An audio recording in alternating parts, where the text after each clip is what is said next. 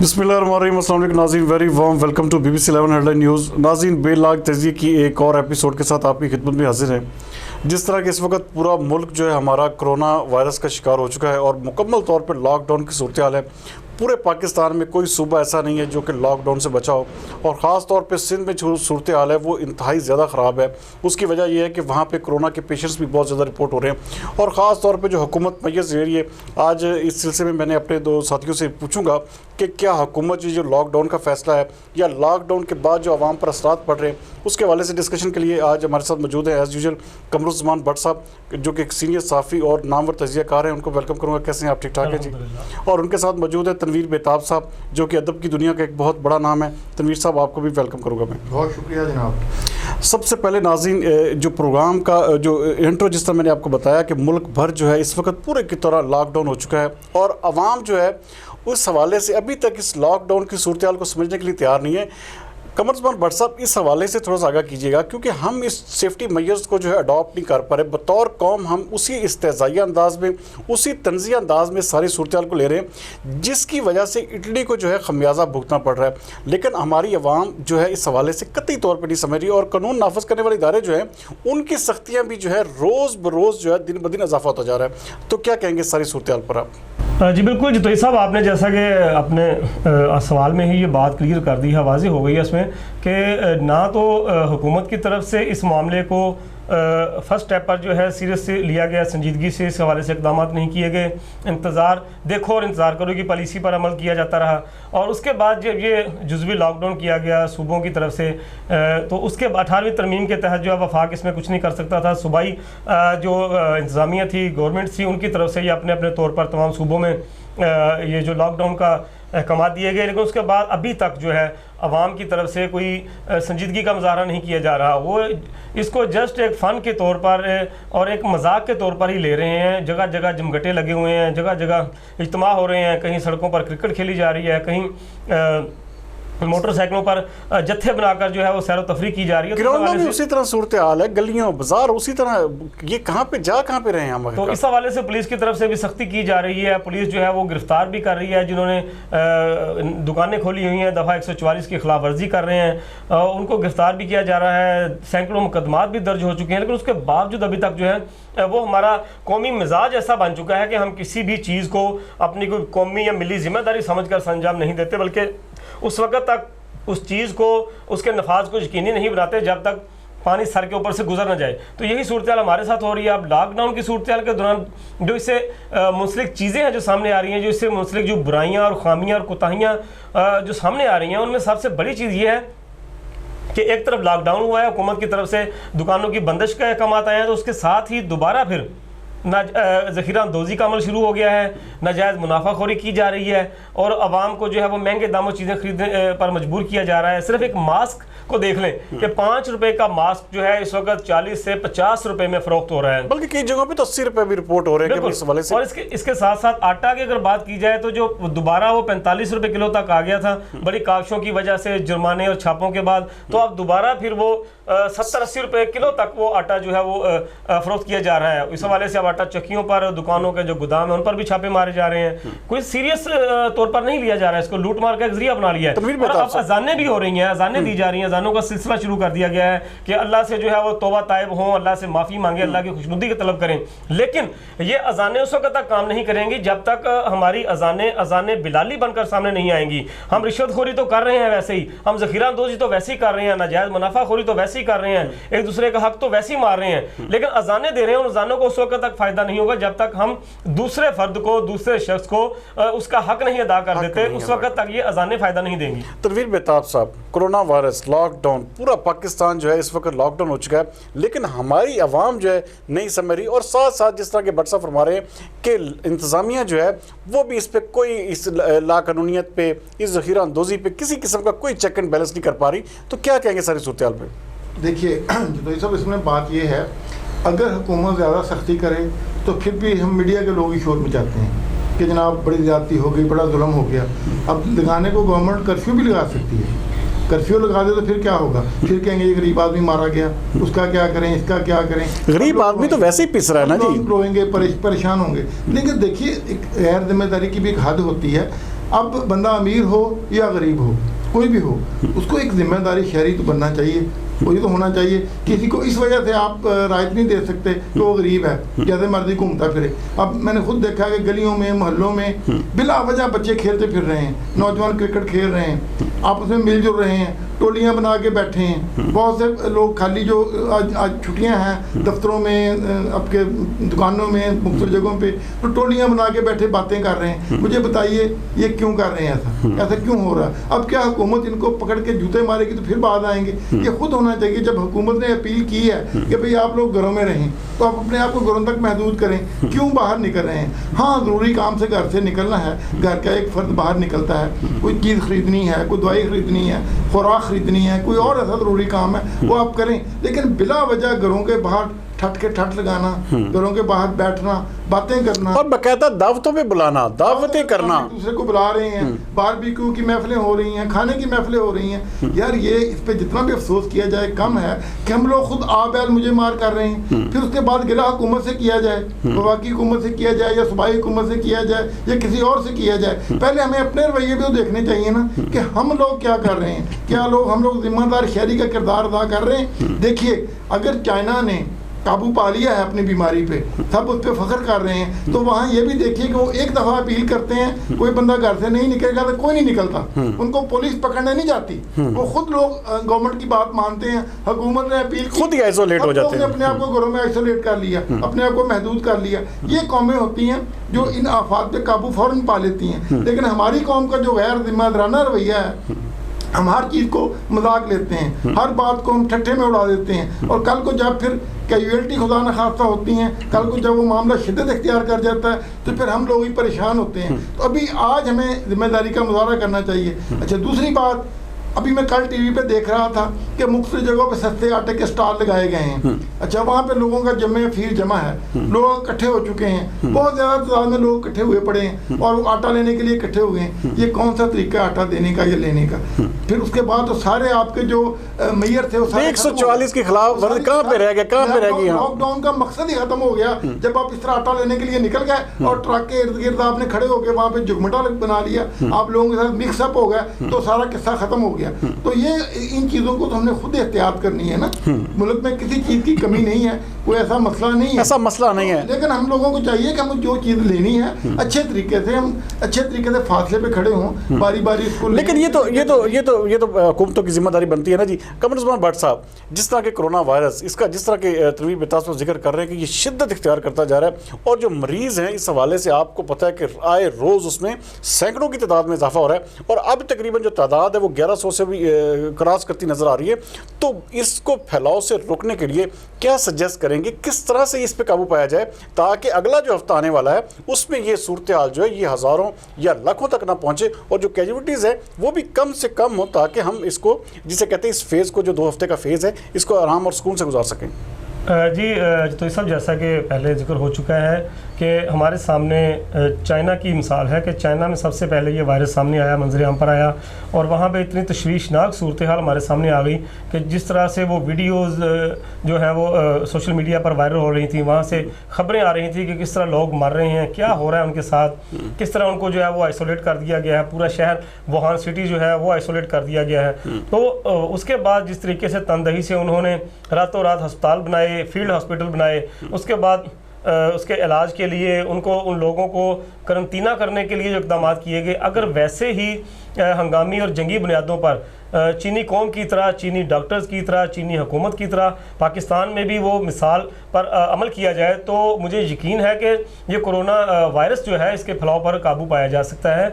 वैसे ही एक हंगामी सूरत हाल का ऐलान करके अगर अवाम उन इक़दामात पर मुकम्मल तरीके से अमल दरामद करें, जो हुकूमत की तरफ से जो मैयर्स जो हैं वो सामने लाए गए हैं, जो पाबंदियाँ हमें जो हम पर लागू की गई हैं, अगर उन पर अमल दरामद किया जाए सिद्के दिल से, खुलूस नीयत रवैये से, तो मैं नहीं समझता कि कोरोना का फैलाव होगा। जैसे मतलब हम तो कोरोना की बजाय आवाम से लड़ रहे हैं बेसिकली। तो बिल्कुल ऐसे लग रहा है कि हुकूमत जो है वो कोरोना की बजाय आवाम के साथ जो है वो लड़ रही है, उसके साथ मुकाबल है, बजाय इसके कि कोरोना को रोकने के लिए उसको उसके बचाव के लिए फास्ती इकदाम किए जाएं, या हुकूमत जो है वो अपनी तवज्जो उस तरफ मरकूज करें कि इसकी कोई वैक्सीन की तैयारी की तरफ तवज्जो दी जाए, आवाम को रिलीफ देने के लिए इकदाम किए जाएं। हुकूमत को मजबूरन आवाम पर पाबंदियां लगानी पड़ रही हैं, और उसके लिए तमाम जो फोर्सेस हैं, जो सरकारी इदारे हैं, वो उनका जो है तवज्जो जो है और उनकी जो एक सलाहियत है वो इधर ज़ाया हो रही है कि आवाम को पाबंद किया जाए कि वो घरों में बंद रहें, बाहर फालतू ना फिरें, ना इकट्ठे हों। तो ये सिर्फ और सिर्फ इसका हल मैं समझता हूँ जो शरीयत जो हमें कहती है, जो इस वक्त हालात हैं उनका तकाजा जो है डॉक्टरी या तिब्बी हवाले से अगर बात की जाए तो इसका एक ही हल है कि तमाम लोग जो है अपने घरों में आज खुद रजा कराना तौर पर आइसोलेट हों, बच्चों को भी पाबंद करें, घरों से बाहर ना निकालें। बल्कि अब तो खबरें सामने आ रही हैं कि बहुत से ऐसे जिम्मेदार वालिदैन हैं जिन्होंने अपने घरों को अंदर से लॉक लगा दिया है ताकि उनके बच्चे बाहर गली में ना जाकर खेलें, बाजार में ना खेलें, पार्क में ग्राउंड में जाकर ना खेलें, दूसरे लोगों के साथ बच्चों के साथ ना घुल मिल कर के रहें। इसके लिए उन्होंने घर को अंदर से लॉक लगा दिया है। और ऐसे वालिदैन के लिए मेरी एक और भी अपील है इस मीडिया के तवज्जुह से कि ये देखने में आ रहा है कि बच्चे आप घरों में इकट्ठे होकर इंडोर गेम्स खेल रहे हैं, कोई कैरम खेल रहा है, कोई लूडो खेल रहा है, कोई वीडियो गेम्स खेलने में मसरूफ है। तो उनको चाहिए वालिदैन को कि ऐसे बच्चों का अगर वो गेम खेलते हैं तो उनको एक मुनासिब फासले पर बिठाकर तो फिर उनको जो वो इस तरह की गेम्स खेलने दी जाए। तनवीर बेताब साहब, जिस तरह के कोरोना वायरस जो है इस वक्त जिस तरह के व्हाट्सएप फरमा रहे हैं कि वालिदैन जो है इस हवाले से जिम्मेदारी ले रहे हैं, लेकिन बहुत सारी जगहों पे इस वायरस को जो है आप देखें कि गाँव के जो आप देखें कि मैं बल्कि एक रिपोर्ट पढ़ रहा था कि दादू का एक गाँव है, जो दादू की तहसील, उसके गाँव में एक औरत को वायरस जो है उसमें पॉजिटिव आया। तो वो तो उसने सफ़र नहीं किया, ना उसने ट्रैवल किया, ना कहीं पर वो गई बेचारी औरत। तो ये पाकिस्तान में इसका मतलब है इसका वायरस जो है सरायत कर चुका है और बड़ी तेज़ी से फैल रहा है। इसको रोकने के लिए क्या सजेस्ट करेंगे, क्या हुकूमत को कहेंगे, क्या इकदाम किए जाए जिससे ये वायरस जो है मजीद फैलने से रुके? देखिए, इसके दो पहलू हैं। एक पहलू है इसकी लोकल ट्रांसमिशन को रोकना, एक है इसकी बाहर से आमद को रोकना। पहला मसला जो है वो बाहर से आमद को रोकना है, और उसमें गवर्नमेंट अभी तक हमारी नाकाम है, मुकम्मल तौर पे नाकाम है। देखिए, सबसे पहली बात, जब ये शुरू हुआ मामला चाइना से, वहाँ पे हमारे स्टूडेंट थे, वहाँ पे हमारे लोग थे, ठीक है, इन्होंने उनको जो वहाँ से वापस नहीं बुलाया। बहुत अच्छा इक़दाम था, सब ने इस इक़दाम को उनके ऊपर सराहा। लेकिन उसके बाद क्या हुआ कि हमारे दोस्त मुल्क से जो है ज़ायरीन को वापस लिया गया और उनको कतरीना जो है वहाँ पे नहीं किया गया। कतरीना आपने लफ्ज़ जो है ना करंटीना को उनको करंटीना जो है वो करना था इनको तफ्तान बॉर्डर पे। हाँ। वो वहाँ पे इन्होंने उसको नहीं किया, बल्कि करने की बजाय इन्होंने उसको आगे आने दिया लोगों को। वहाँ अगर ये करंटीना उसको काम करने में कामयाब होते, अच्छे तरीके से करते, तो मुल्क के अंदर ये वो बात उसी वक्त रुक जा सकती थी। अच्छा, उसके बाद दूसरा जो मरला पेश हुआ, ये अभी तक आपके एयरपोर्ट पे जो स्क्रीनिंग हो रही है वो दुरुस्त नहीं हो रही। आप देखिए कि अभी परसों हमारे संडे वाले दिन जो आखिरी फ्लाइट आई है लंदन से, उसमें जो लोग आए हैं उनमें एक साहब फैसलाबाद भी आए हैं, मदीना टाउन में आए हैं, सुल्तान रोड पे वो आए हैं।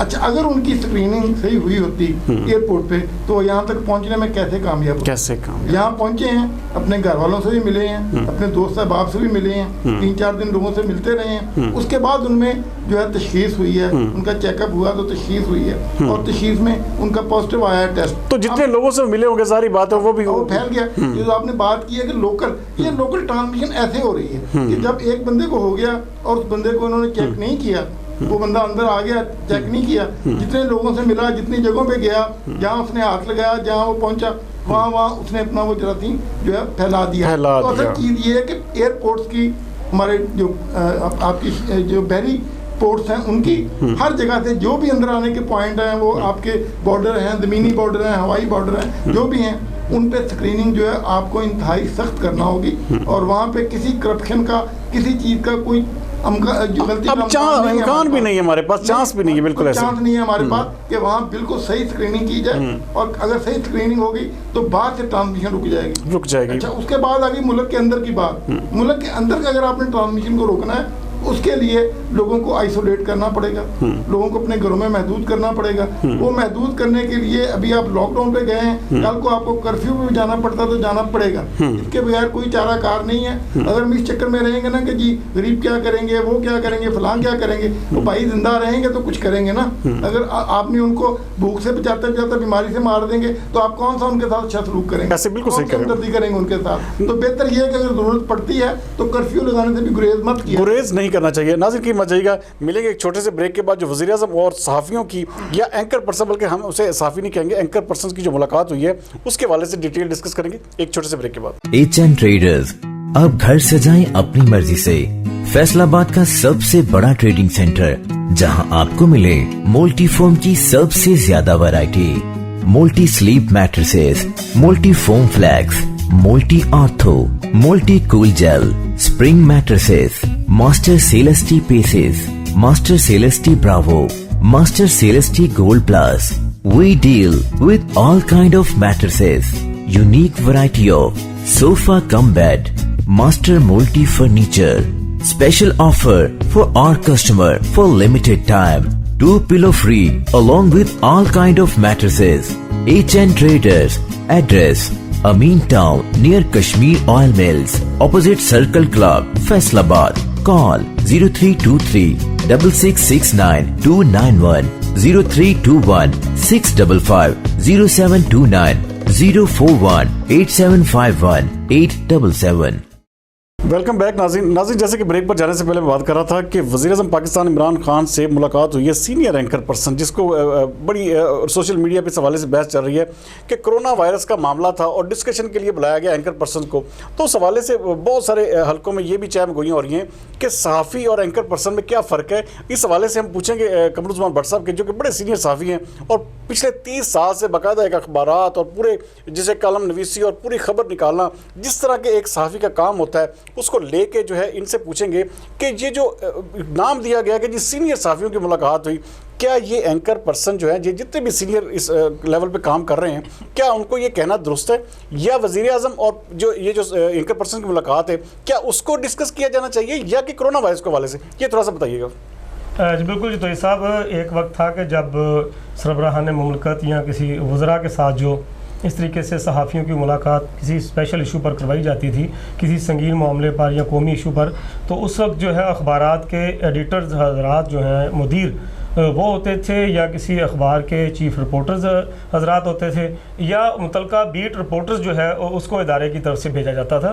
तो कुछ जो है चंद सालों से जो है ये इस तरह की एक रीत पड़ चुकी है, ख़ासतौर पर गुज़िश्ता दौर में ये इस तरह का ये सिलसिला शुरू हो गया है कि जो मंजूर नज़र जो एंकर्स हजरात हैं, जिनको समझा जाता है कि वो उनको जो है वो जिस तरह का वो फीड उनको करेंगे वैसे ही जाके वो अपने जाके टेबल पे बैठ के या अपने जो भी प्रोग्राम है या अपने कॉलम में वो इस तरह का जिक्र करेंगे, तो उसके बाद से जो है वो जो एंकर हजरात को या कॉलम नवीसों को ही सीनियर सहाफ़ी कहकर तो मुलाकातें करवाई जाती रहीं, जिसकी वजह से आहिस्ता आहिस्ता जो एडिटर हजरात जो एक पूरे अखबार का या एक अदारे की पॉलिसी का ज़िम्मेदार होता था उसको खुडे लाइन लगा दिया गया। रिपोर्टर्स जो सीनियर रिपोर्टर्स हैं या चीफ रिपोर्टर्स हजरात हैं, पहले उनको जो भेजा जाता था तो वो उनको बिल्कुल एक साइड लाइन पे करके अब सिर्फ एंकर, चूँकि हुकूमती अमायदीन ये देख रहे हैं कि रिपोर्टर या एडिटर जो है उसकी वक़्त अमली तौर पर सामने नहीं आ रही, जो बज़ाहिर नहीं नज़र आ रही, लेकिन उनको चूँकि वह एंकर हजरात जो है वो बैठ के 1 घंटे का प्रोग्राम करते हैं, उसमें जो भी पॉलिसी गाइडलाइन जो हुकूमत की तरफ से या किसी इदारे की तरफ से दी जाती है वो एक एंकर बड़े अच्छे तरीके से अदा कर देता है, और जिसकी वजह से अब एंकर हजरात को जो है इस हवाले से फ़ौक़ियत दी जाती है, अहमियत दी जाती है, और उनको जो है वो अब रिकॉर्ड देखें, चीज़ ये होती है कि सरकार जो कहे, अब ये सरकार की नज़र में इसकी डेफिनेशन, इसके जो मानी है वो चेंज हो गए हैं कि सीनियर सहाफ़ी वो एंकर को ही गर्दानते हैं, उसी को समझते हैं, उसी को करार दे रहे हैं। तो अब जो वज़ीर-ए-आज़म या सदर पाकिस्तान है उनके इर्द गिर्द जो लोग बैठे हैं जो भी सिर्फ और सिर्फ इन्हीं को जो है ना सहाफ़ी बना के पेश कर रहे हैं। तनवीर बेताब साहब, ये मुलाकात में ये फैसला ये भी आया कि जी पेट्रोल इतना सस्ता कर दिया गया, फ़लाँ चीज़ इतनी सस्ती कर दी गई, ये गरीबों के लिए फ़लाँ पैकेज, फ़लाँ के लिए फ़लाँ पैकेज, लेकिन इन दी एंड फील्ड में कुछ भी नज़र नहीं आ रहा। आप सारी सूरत हाल को देखिए, पेट्रोल सस्ता हुआ लेकिन आवाम को क्या फ़ायदा मिला, जबकि पेट्रोल की आप 2 रुपये भी 3 रुपये भी कीमत बढ़ाते हैं तो उसके महंगाई का एक तूफ़ान आ जाता है, जबकि इतनी कीमत कम होने के बावजूद चीज़ों की जो कीमतें हैं वो आसमान से बातें कर रही है। और मज़ीद जिस तरह के अभी आप बात कर रहे थे कि आटा जो है महंगा से महंगा तर होता जा रहा है, तो इसमें आवाम के लिए कहाँ पे रिलीफ है? इस मुलाकात का क्या फ़ायदा हुआ? क्या इसको पूरी तरह इसको सोशलाइज करने का भी क्या फ़ायदा मिला हुकूमत को? इसका ना तो कोई फ़ायदा फौरी हुआ है और ना ही होने की आप तवक्को रखें। पहली बात, आपने पेट्रोल की बात की है। पेट्रोल में जो की गई है कमी, वो ऐसी कोई ख़ास रीजनेबल नहीं है। आप इंटरनेशनल अगर पेट्रोल की कीमत देखें, नहीं तो देखा जाए तो 15 रुपये बहुत सफिशिएंट एक इतनी सफिशिएंट नहीं है जी। $22 जो है ना, $22 फी बैरल तो रेट जो है ना इंटरनेशनल उस दिन पहुंचा हुआ था। उस हिसाब से तो यहाँ आपके 70 रुपये कम होना चाहिए था ऐसे। 70 रुपये कम होना चाहिए था, कम, ठीक है। लेकिन यहाँ पे कम किया गया 15 रुपये। अच्छा, अब उसका इम्पैक्ट क्यों नहीं आ रहा? वो वजह ये है, सारी ट्रांसपोर्ट तो बंद पड़ी है इस वक्त, सड़कों पे कोई ट्रांसपोर्ट नहीं है कहीं भी जो है ना। उसका इम्पैक्ट कैसे आएगा? जब चलेगा माल उस पर गाड़ियों पे आएगा, किराए माल गाड़ियों के कम होंगे, जिन ट्रकों पे माल आ रहा है, ट्रॉलों पे कम आ रहा है, उस पर कॉस्ट कम आएगी तो उसका इम्पैक्ट आएगा ना। अभी तक तो जिस दिन से ऐलान हुआ है हर चीज़ बंद पड़ी है, कोई आपकी चीज़ नहीं चल रही। तो अभी तो पहले वाला माल जो पहले आया पड़ा है, पहले लोगों के पास है, वो भी कम तादाद में है, वही चल रहा है, इसलिए वो रेट वहीं के वहीं है। दूसरी बात, ये जिस तरह इन्होंने जो पैकेज जो ऐलान किए हैं, ये ऐलान ही ऐलान है, इस पर अमल दरामद की आप तो मत रखें। अभी ये कम से कम 20 दिन अगले अमल दरामद करने के लिए कोई ऐसा ठोस तरीका नहीं है, ना इन्होंने बनाया है, ना इन्होंने बताया है, और ना इस पे अमल होगा। ये प्योरली एक सियासी स्टैंड के अलावा कुछ भी नहीं है, और इसका फायदा आम बंदे को कोई भी नहीं पहुंचेगा। कोई फायदा नहीं पहुंच रहा। दूसरी बात, मुझे ये बताएं कि 3000 रुपया फी खानदान देंगे, मुझे बताइए महीने में 3000 से वो खानदान क्या करेगा? क्या लेगा? मुझे बताइए। 3000 का तो आटा भी नहीं आएगा, पूरे महीने का 3000 का आटा भी नहीं आएगा। तो ये बताइए कि इसका क्या फायदा होगा? ये सिर्फ एक पब्लिसिटी स्टंट है, बिल्कुल सही। स्टंट के अलावा कोई बात नहीं है। और दूसरी बात, अभी जो आप बात कर रहे थे इनकी एंकर पर्सन की, तो ये सिरे से साफी है ही नहीं। आप तो कहते हैं सीनियर साफी, लेकिन वो हमें साफी नहीं कहते, वो कहते हैं ये साफी नहीं है, ये अजीब सी। मैं साफी मानता ही नहीं हूँ। देखिए, असल बात ये है कि आप भी जानते हैं, हम भी जानते हैं, असल चीज होता है प्रोड्यूसर। इलेक्ट्रॉनिक मीडिया में प्रोड्यूसर होता है और प्रिंट मीडिया में एडिटर होता है। ये लोग होते हैं जो पॉलिसी सेट करते हैं, जो इसको गाइडलाइन देते हैं एंकर को कि आपने कैसे चलना है, क्या करना है। कॉलम नगार को गाइडलाइन देते हैं, आपने कैसे लिखना है, क्या जिस तरह के हमें गालियां खा के हम रिपोर्टर बने थे। ये जो है ना एंकर पर्सन, ये तो ऐसे ऊपर से उतरी हुई मखलूक है।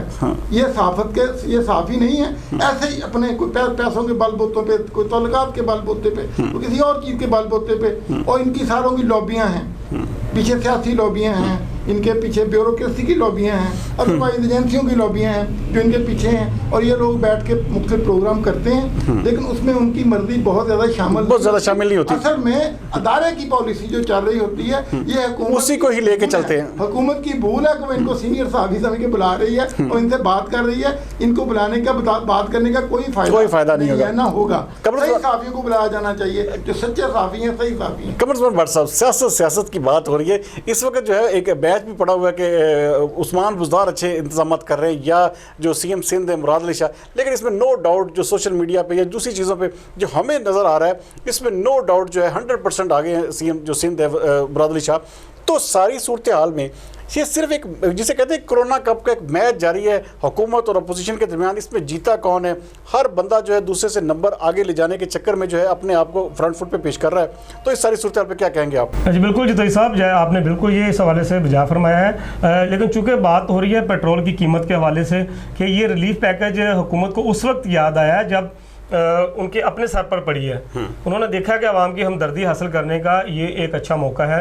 यही जो कीमत है पेट्रोल की, पहले भी इतनी ही कम की जा सकती थी, बल्कि इससे ज़्यादा भी कम करने की गुंजाइश मौजूद है। आलमी मंडी में अगर कीमतें देखी जाएँ, रेट देखे जाएँ पेट्रोल के या ऑयल जो है, मसनूआत जो हैं, तो इस हवाले से भी मज़ीद गुंजाइश है कि कम किया जा सकता है। तो अब आवाम की हमदर्दियाँ समेटने के लिए एक सियासी स्टंट के तौर पर इसको इस्तेमाल किया गया है। इस वक्त जो आलमी मंडी में पेट्रोल की जो फ़ी बैरल कीमत है वो $23 है, और $23 के हिसाब से अगर देखा जाए तो अगर हुकूमत फ़ी लीटर 70 रुपये में भी आवाम को पेट्रोल फ्राहम करे, तमाम लेवीज, चार्जेस, टैक्सेस डाल के, तो फिर भी ये महंगा है। यानी कि अगर 70 रुपये लीटर भी आवाम को पेट्रोल मिले तो फिर भी महंगा है। और ये भी याद रहे कि ये गुज़िश्ता 35 साल के दौरान ये इस वक्त आलमी मंडी में कम तरीन नर्ख हैं पेट्रोल के $23 फ़ी बैरल जो है दस्तियाब है। और दूसरी बात आपने कही कि इस वक्त जो है मुख्तलिफ जो सिंध और पंजाब की हुकूमतें हैं या वज़रा आला हैं, इस वक्त वो कोरोना खेल रहे हैं, वो T20 जो उनका जारी है। तो इस हवाले से ये देखें कि जी एक बात तो पूरी ईमानदारी से सच्चे दिल से ये मानना पड़ती है कि सिंध हुकूमत इसमें बाजी ले गई है कि उन्होंने सबसे पहले और फौरी तौर पर बगैर वक्त ज़ाया किए उन्होंने बड़े बोल्ड स्टेप लिए और बड़े स्पीडी जो है वो एक्ट किया इस हवाले से, जिसकी वजह से सिंध में इस हवाले से बहुत काबू पाया जा सका है। इस बचाव के लिए इक़दाम किए गए हैं, आवाम को जो है उनका जो जहन को बनाया गया इस हवाले से कि किस तरह वो अपना बचाव करें। पंजाब में जो है वो देखो और इंतजार करो की पॉलिसी अपनाई जाती रही, और जो वज़ीर आज़म इमरान खान जिस तरह कहते हैं कि जी उस्मान बुज़दार जो है मेरा वसीम अकरम 2 है, तो वसीम अकरम साहब अपने कप्तान की तरफ देखते रहे बजाय इसके कि वो फ्रंट फुट पे आके वो खेलते, बॉलिंग करते और अच्छे बोल्ड स्टेप लेते, लेकिन वो सिर्फ कप्तान की तरफ देखते रहे कि कप्तान जो भी आर्डर देगा कि बॉलिंग जो है वो स्लो करवानी है या फास्ट बॉलिंग करवानी है, वो इंतज़ार करते रहे। इंतज़ार करने की वजह से पंजाब में ये जो मुश्तबा मरीज़ हैं उनकी तादाद में ये खतरनाक तरीके से इजाफा हुआ। जो ये मर्ज जो है, जो वायरस जो है ये कैरी हुआ। अगर ये फौरी तौर पर सिंध के साथ ही इक़दाम किए जाते तो बिलाशुबा ये मर्ज का फैलाव ना होता, ये कैरी ना होता, और मतलब ये सूरत हाल जो इस वक्त संगीन बनी हुई है। तो खदशा ये भी है कि इस वक्त जो हुकूमत और अपोजिशन के हवाले से जो ये लड़ाई चल रही है, जो सियासी खींचातानी हो रही है साथ साथ, और कोरोना के हवाले से भी जो एक दूसरे पर इल्ज़ाम किए जाएंगे, कहीं ये ना हो कि इनकी आपस की लड़ाई के दौरान कोरोना ना कहीं जीत जाए। तनवीर बेताब साहब, लास्ट नोट, सियासत अपनी जगह पे, लेकिन कोरोना का जो वायरस का जिस तरह के पूरे पाकिस्तान में जिस तरह पेनिट्रेट कर चुका है, इसमें नो डाउट जिस तरह भट्ट साहब कह रहे हैं कि ये वज़ीर आला सिंध जो है आगे बाजी ले गए, लेकिन इस सियासत की खींचातानी में कहीं हम ये तो नहीं भूल रहे कि जो हमारा असल मकसद है कि आवाम को बचाने का, हुकूमत कहीं उसमें तो फेल तो नहीं हो रही? यही हो रहा है। वज़ीर आज़म का रवैया देख लें कि जो का खिताब कर रहे थे वो मुश्तरका पार्लिमानी लीडरों से खिताब था उनका, उसमें उन्होंने अपना खिताब किया और गायब हो गए। ये गलत बात है। देखिए उनको और सुना भी नहीं किसी को, अपोजिशन को सुनना चाहिए था, उनको चाहिए था कि अपोजिशन ऑल पार्टीज कॉन्फ्रेंस का मकसद क्या होता है? तमाम लीडरों की बात सुनते, तमाम लोगों की बात सुनते।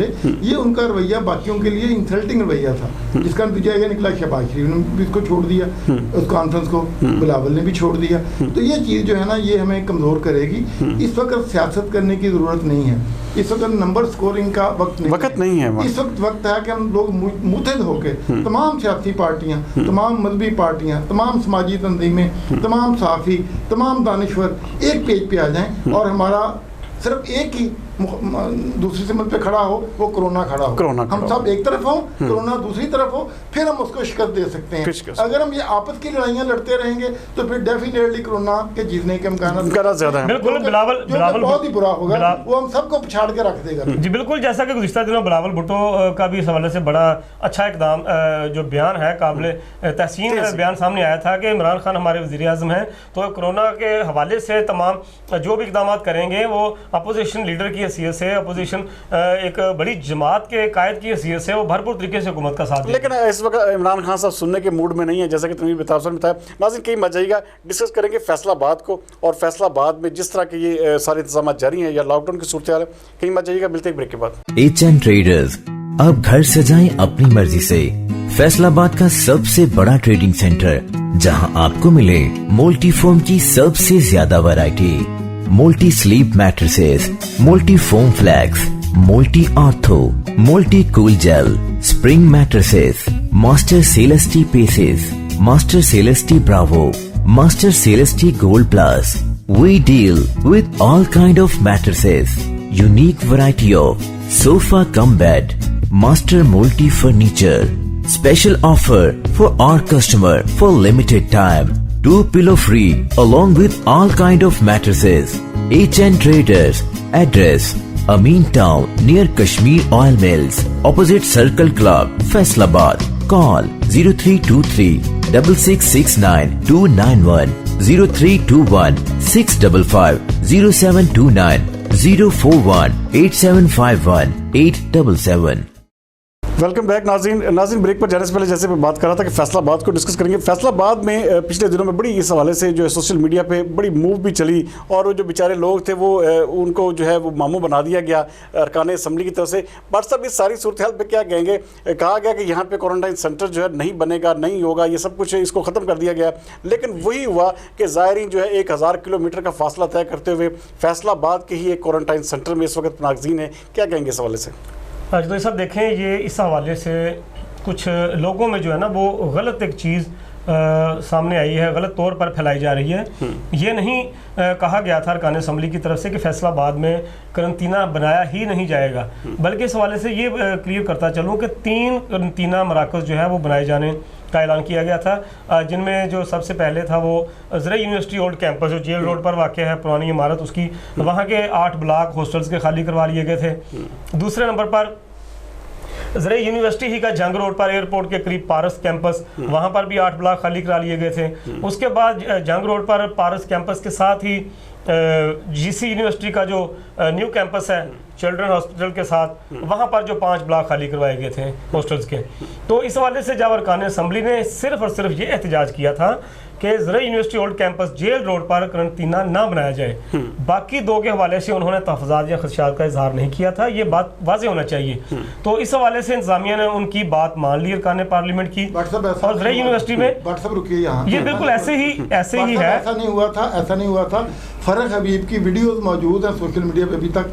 सारा दिन वो ये बात कहते रहे हैं कि यहाँ किसी तरह का कोई करंतना सेंटर नहीं बनेगा। और पहली बात नहीं, यहाँ उन्होंने फैसलाबाद में नहीं कहा, उन्होंने ये कहा था कि ज़रई यूनिवर्सिटी में नहीं बनेगा। सारे शहर को बेवकूफ़ बनाया गया, पूरे शहर को मामू बनाया गया। गलत काम किया है इन्होंने। एक शहर जो बिल्कुल महफूज था, यहाँ एक पेशेंट भी नहीं था, कोई मामला नहीं था, वहाँ ये करंतना सेंटर बनाने की क्या जरूरत थी? आप बताएंगे 1500 किलोमीटर से फासला तय करा के उनको यहाँ ला के रखने का क्या तुक बनता है? ये बात आपकी समझ को बता साहब, ये बात कमर भट्ट साहब, यहाँ पे ये भी तो बात बनती है ना कि जिस तरह के हुकूमती लेवल पे ये कहा गया था, बाकायदा इसकी वीडियोस, वाकई इसमें कुछ ना कुछ सच्चाई भी है कि फ़रूख हबीब ने कहा कि यहाँ पे कोई क्वारंटाइन सेंटर नहीं बनेगा, लेकिन उसके बाद जो है अगले ही दिन जो है ज़ायरीन की जो है 150 के करीब जो है उनकी तादाद यहाँ पे पहुँच जाती है।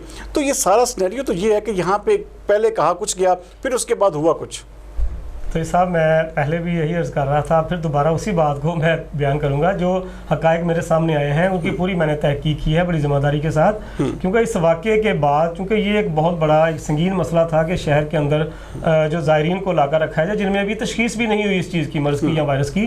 तो इस हवाले से अरकान पार्लियामेंट ने जो सिर्फ़ और सिर्फ जो एक एतराज़ किया था वो सिर्फ ये था कि 3 मराकज़ में से ज़रई university old campus jail road पर जो वाक़या है वहाँ पर जो ज़ायरीन लाए जा रहे हैं उनको वहाँ पर ना रखा जाए, और बाकी 2 मराकज़ के हवाले से किसी ने बात नहीं की। इस हवाले से डिप्टी कमिश्नर फैसलाबाद से भी मेरी बात हुई थी, फ़रख हबीब से भी बात हुई थी, और दीगर जो महकमा सेहत के भी काम हैं और दीगर जो इसमें जो इन्वॉल्व महकमे हैं उनके आला अफसरान से बात हुई थी। तो इस हवाले से सिर्फ आप फ़रख हबीब का जो बयान वायरल हुआ वो दोबारा आप सुन सकते हैं। उसमें उन्होंने यही कहा है कि ज़रई यूनिवर्सिटी में ज़ायरीन को मुंतकिल नहीं किया जाएगा, नहीं करंतना किया जाएगा। जहाँ पे इतनी कंजेस्टेड आबादी है, लेबर की बड़ी क्लास वहाँ पे रहती है, वहाँ पे आप ला के उनको तफ्तान से लोगों को ला के रख रहे हैं। पूरा बलूचिस्तान खाली पड़ा, वहाँ क्यों नहीं रख लिया आपने?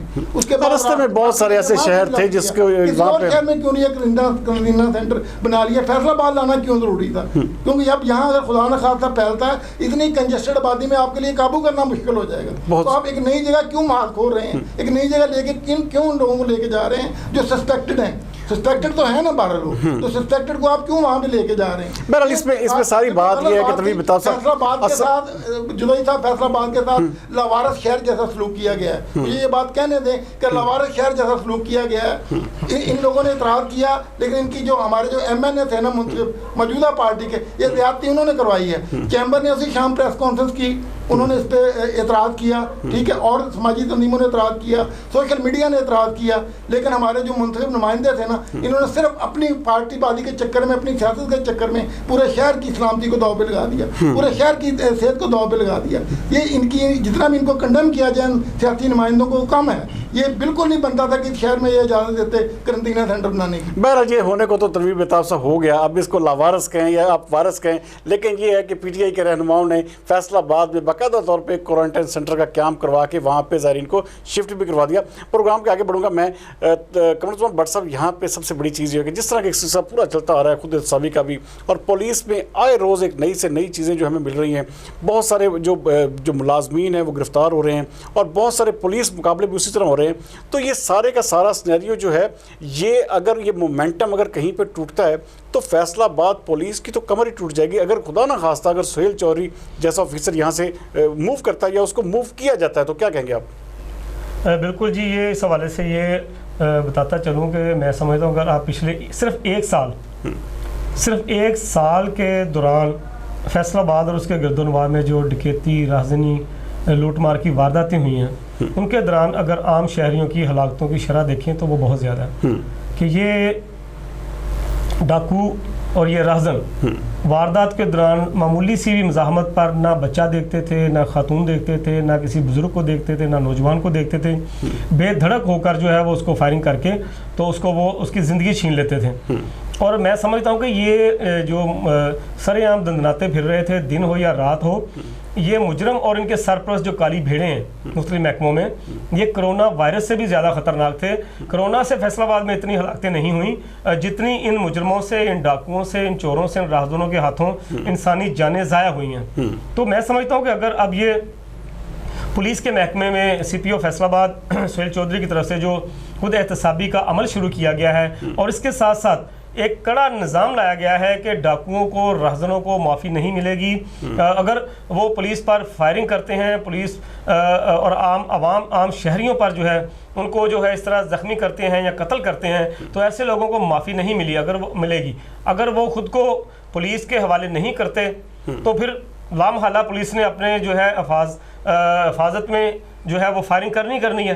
तो इस पुलिस मुकाबले जो हैं ये तवातर के साथ हुए हैं और संगीन मुकदमात में और दर्जनों मुकदमात में मुलव्वस जो है डाकू और राहज़न जो है वो मारे गए हैं। कम से कम 8 से 10 डाकू जो हैं गुज़िश्ता 2-3 माह के अंदर जो है बल्कि अभी 3 दिन पहले भी ऐसी बिल्कुल पुलिस मुकाबला जो है हर हफ्ते की बुनियाद पे हर समय ले दूसरे तीसरे दिन एक पुलिस मुकाबला हो रहा है और उसमें बड़े ही रिकॉर्डेड किस्म के जो डाकैत हैं या दूसरे जो मुजराम पेशा लोग हैं उनको मारा जा रहा है। तो ये सारा कहीं मुबैना तो नहीं हो रहा या कहीं इसमें कोई ऐसी चीज़ तो नहीं आ रही? आप ये देखें कि अगर ये मारे जाने वाले तमाम डाकुओं का क्रिमिनल रिकॉर्ड अगर आप चेक करें तो आप देखेंगे कि ये डाकू बैनुल अज़लाई जो है वारदात गैंग, इसीलिए मैं कह रहा हूँ कि कहीं ये रिकॉर्डेड डाकुओं को गिरफ्तार करके तो नहीं आ सके। इनके खिलाफ लाहौर, शेखुपुरा, गुजरांवाला, पंजाब के मुख्तलिफ अजला, फैसलाबाद में भी डकैती के दर्जनों मुकदमात थे।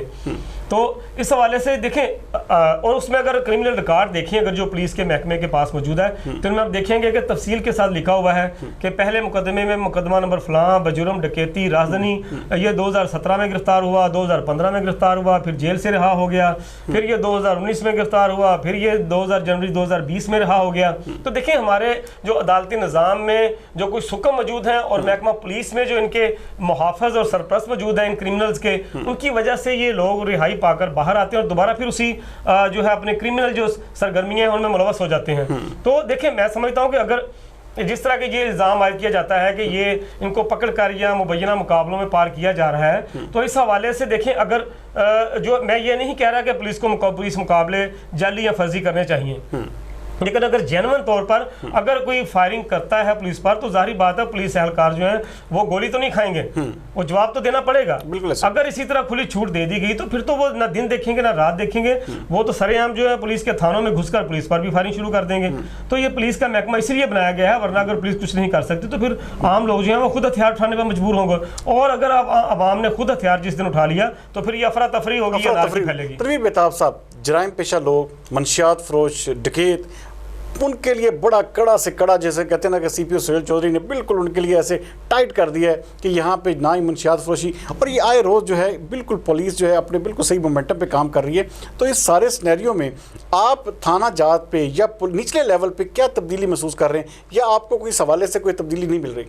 देखिए तब्दीली आई है, तब्दीली ये आई है कि इन्होंने जो महकमे के अंदर एहतसाब था उससे बहुत तवज्जो दी है, और क्योंकि उनके जो अच्छे नाम शोहरत के हामिल पुलिस ऑफिसर हैं उनको SHO तैनात किया है, और क्योंकि पहला जो मरला है वो थाना है, हर बंदे को पहली वास्ता जो पड़ता है वो थाने के साथ पड़ता है। अगर थाने में जिम्मेदार और ईमानदार और अच्छे लायक ऑफिसर होंगे तो लामहला तौर पे उसका आम लोगों को फ़ायदा पहुंचेगा, बेहतरी आएगी। लेकिन इसके साथ साथ मैं ये कहना चाहूँगा जी साहब कि जो पुलिस मुकाबले हैं ना, इसको मैं अच्छी नज़र से नहीं देखता हूँ। मैं ये समझता हूँ कि पुलिस को हर तरफ से ये कोशिश करनी चाहिए कि मुजरमों को ज़िंदा गिरफ्तार करें, ताकि पुलिस पे इल्ज़ाम ना आए जाली मुकाबले का, उनको गिरफ्तार किया जाए और उनके खिलाफ केस जो है वो बड़ा मजबूत बनाया जाए, बना के उसके बाद उसमें सुकम दूर किए जाएँ, सुकम दूर करके उसको बाकायदा अदालत के जरिए सजा दिलवाई जाए। ये एक बेहतर तरीका है। हाँ, इस बात का मैं हामी हूँ कि अगर मुजरम पुलिस पे फायरिंग करते हैं मुझे फिर तो लामहल्ला पुलिस, करते हैं, हाँ बिल्कुल। फिर पुलिस को अपने डिफेंस में गोली चलाना पड़ती है, वो अलग बात है। उसमें अगर मुजरिम मारा भी जाता है तो अलग बात है। लेकिन ये जो जाली पुलिस मुकाबला है, इसकी मैं कभी हिमायत नहीं करूंगा। उसका कोई भी समझदार बंदा उसकी कभी भी हिमायत नहीं करेगा कि आप सिर्फ इस वजह से पकड़ के पुलिस मुकाबला कर दें मुजरिम का कि हमारे कानून में हुक्म है। लेकिन सीपीओ सुहेल चौधरी के आने से काफी हद तक तनवीर बेताब साहब इस हवाले से मुबैना मुकाबलों में कमी तो आई है, जेन्युइन मुकाबले हमें देखने को मिल तो रहे हैं इस हवाले से। जी मुकाबले जेन्युइन जो है ना, जो जेन्युइन मुकाबला उसका तो मैं हामी हूँ। मैं कह रहा हूँ कि अगर एक मुजरिम जो है पुलिस से मुकाबला करते हैं तो फिर उनके पुलिस को उसको लाजमी तौर पर काउंटर करना चाहिए, इनकाउंटर होना चाहिए और मुकम्मल होना चाहिए। उसमें अगर वो जाते हैं जहाँ से तो जाएं, कोई मसला नहीं है। लेकिन जहाँ तक बात है कि जिस तरह पहले होते रहे हैं फर्जी मुकाबले, जाली मुकाबले, उनसे हद विसा जो है हमायत नहीं की जा सकती। और हम ये कह रहे हैं, कहना मैं ये चाह रहा हूँ कि मुमकिन हद तक कोशिश करनी चाहिए कि मुकाबले में भी कम से कम डाकुओं का भी कम से कम जानी नुकसान हो, उनको बेशक जख्मी करके पकड़ लिया जाए, उनको पकड़ने पे ज्यादा तवज्जो दी जाए, ना कि उनको मारने पे दी जाए, ना कि मारने पे तवज्जो दी जाए। बहुत शुक्रिया नाज़रीन। जैसे कि आप देख रहे थे कि इस वक्त जो है पूरी कौम जो है, हम बतौर जैसे देख रहे हैं एक कैलकुलेटरी हम सोचें तो यहाँ पे पूरी कौम जो है कोरोना वायरस से लड़ रही है। और इसमें जैसे कि आज देखिए सेरेमोनियल तौर पे तनवीर बेताब साहब और कमरुज़्ज़मान भट्ट साहब भी बाकायदा एक हिफाजती मैयर के साथ हम ये प्रोग्राम कर रहे हैं ताकि आपको ये मैसेज दिया जा सके कि कोरोना वायरस जो है उससे आप हत्तुल विसा बचें, अपनी जो सोशल डिस्टेंस है वो अपना कायम रखें। और यहाँ पे सबसे बड़ी चीज़ जो है कि आम लोग इसको समझ नहीं पा रहे, इसमें कम अज़ कम जो है कम अज़ कम 3 फुट का फासला हमारी हर मुलाकात में हर दूसरे बंदे के साथ होना चाहिए। लेकिन अपने आप को जो घर में रहने वाले लोग हैं वो बिल्कुल आइसोलेट करें कि जिस तरह मार्केट्स बंद की गई हैं, जिस तरह के सारे पूरे कारोबारी मराकज़ को बंद किया गया है, तो लोगों को चाहिए अपने बच्चों को जो है घरों में रखें, ना कि ये बाहर जो सैरों के लिए या एक दूसरे के यहाँ दावतों के ऊपर जो है ना ये वक्त अपना ज़ाया करें और इसको कोरोना वायरस के फैलाव का बायस बने। तो बाकी आपको प्रोग्राम कैसा लगा, आपके फीडबैक का इंतजार रहेगा। अगले हफ्ते तक के लिए मुझे कमरुज़्ज़मान भट्ट साहब और तनवीर बेताब साहब को इजाज़त दीजिए। पाकिस्तान जिंदाबाद।